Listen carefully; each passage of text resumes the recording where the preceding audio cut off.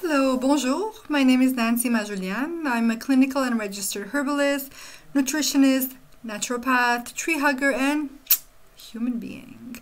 So after 15 years in the aerospace industry, I decided to make a career change because I really believe health is our biggest asset, and if we invest in it, it does pay dividends.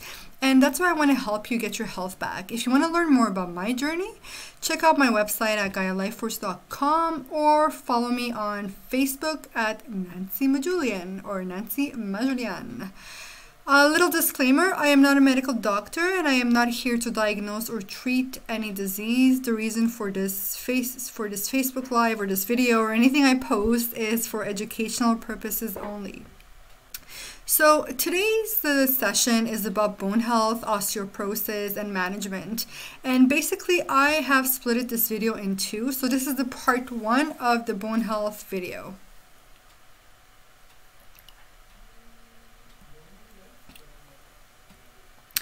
To start now, so what is osteoporosis? And it's basically a decrease in bone mass. So the image I'm pointing at, this is a normal bone matrix. So you can see that the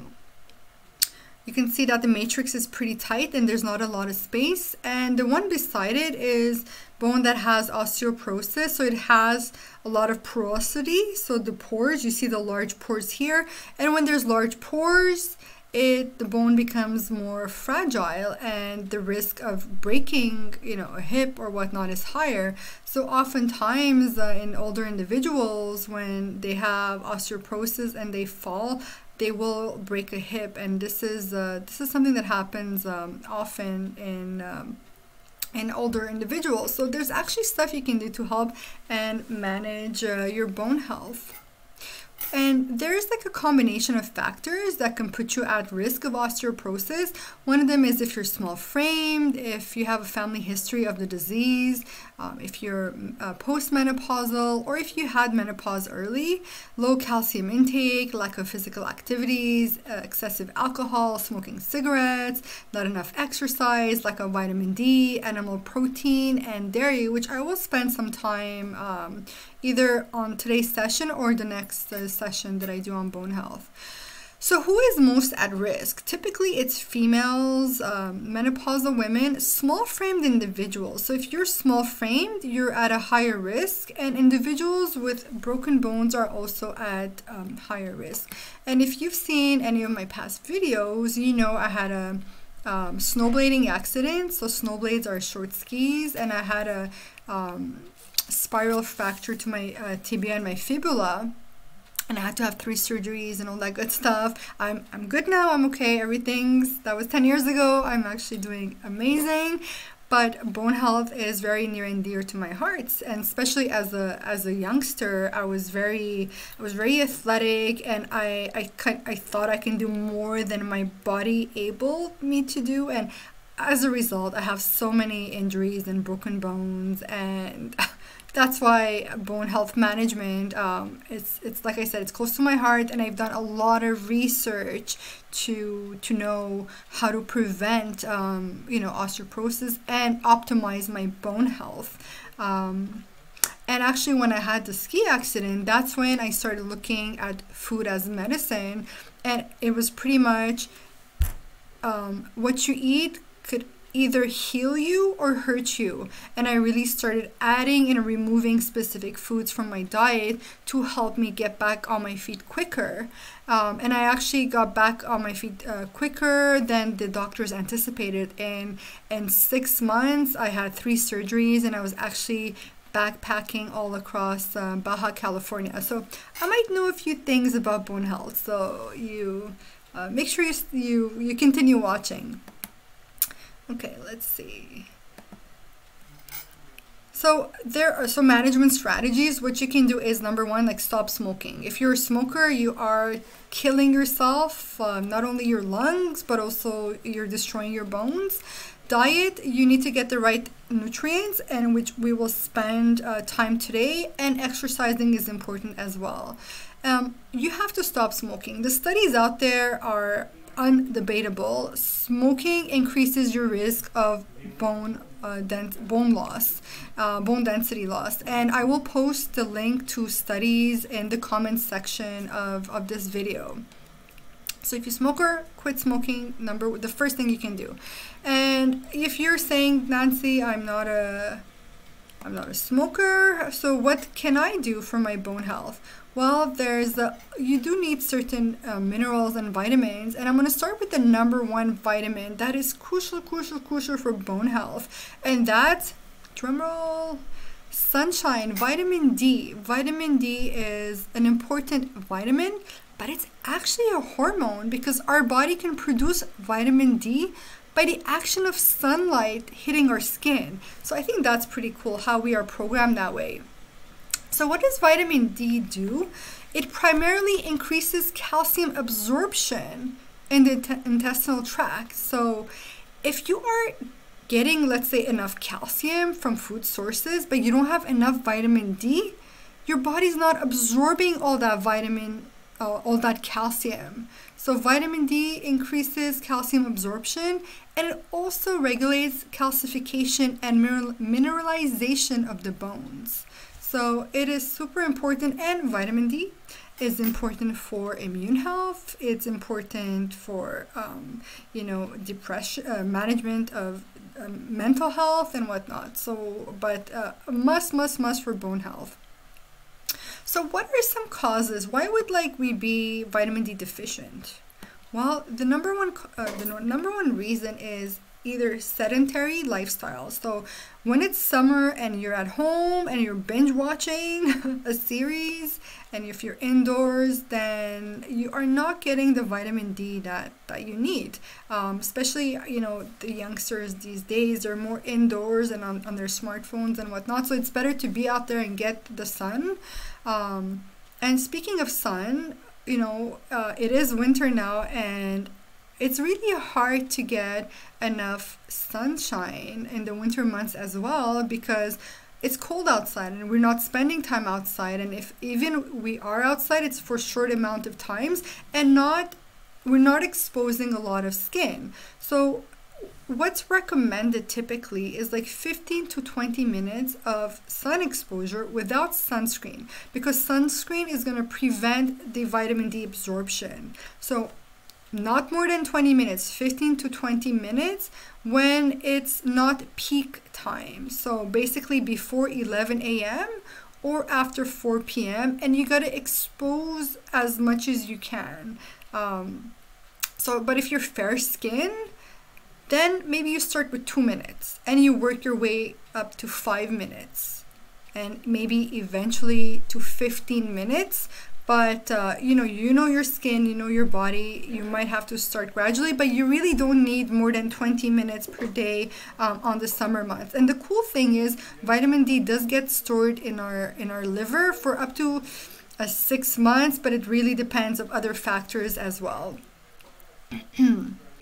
The other mineral I want to talk about is magnesium. So magnesium is a very important mineral because it plays both the proper function of calcium. It's important because plays for the proper function of calcium and for the activity of vitamin D.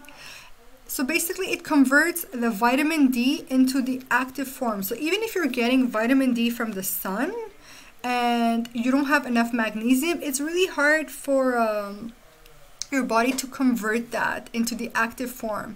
Another question I get asked in talking vitamin D, oftentimes when I start talking, folks are like, Nancy, okay, what's your take as a nutritionist or naturopath on vitamin D intake, supplementing?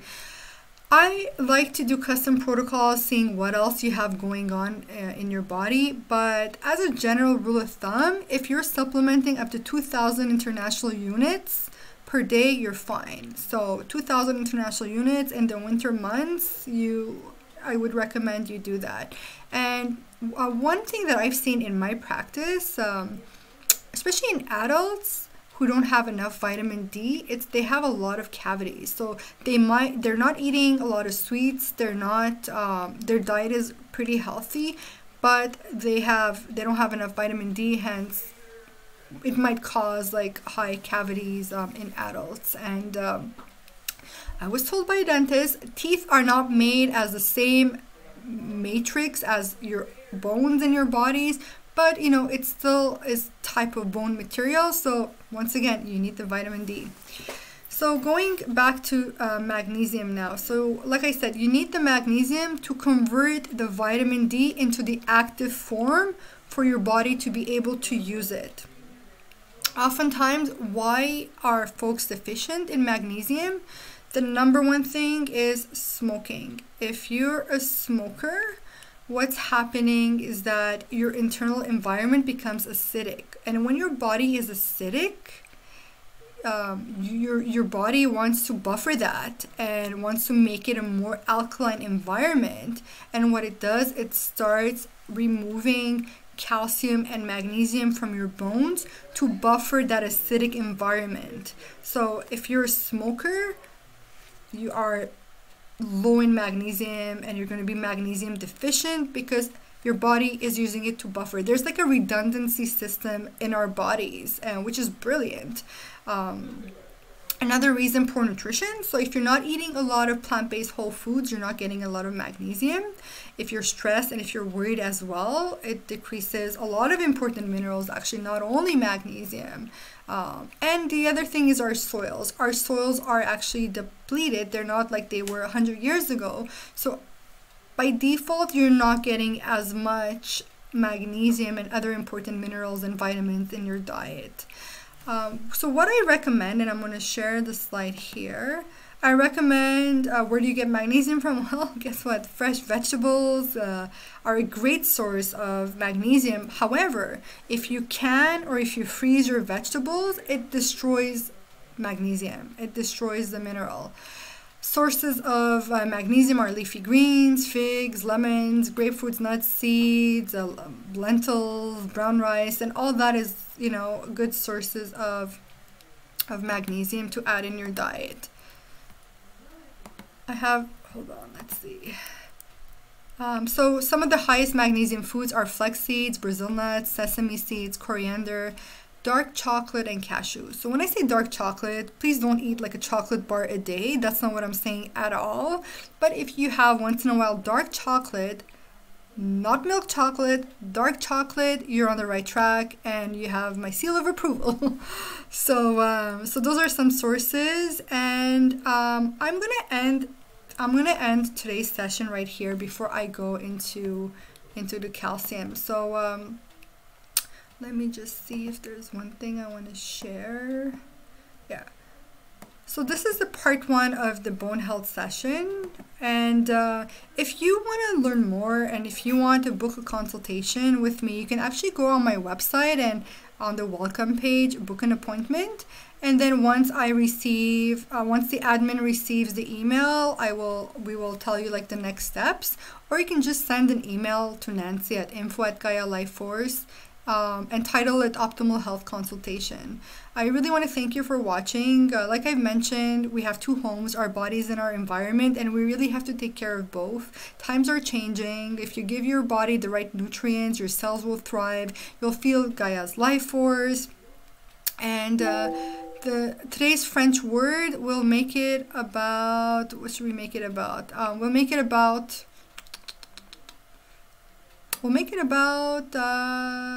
magnesium. In French is magnesium. So it's spelled the same way, but it's pronounced magnesium. So make sure you're eating a lot of plant-based whole foods that are rich in magnesium, and stay tuned for the part 2 video of bone health. Thank you, merci beaucoup, et à la prochaine. À bientôt.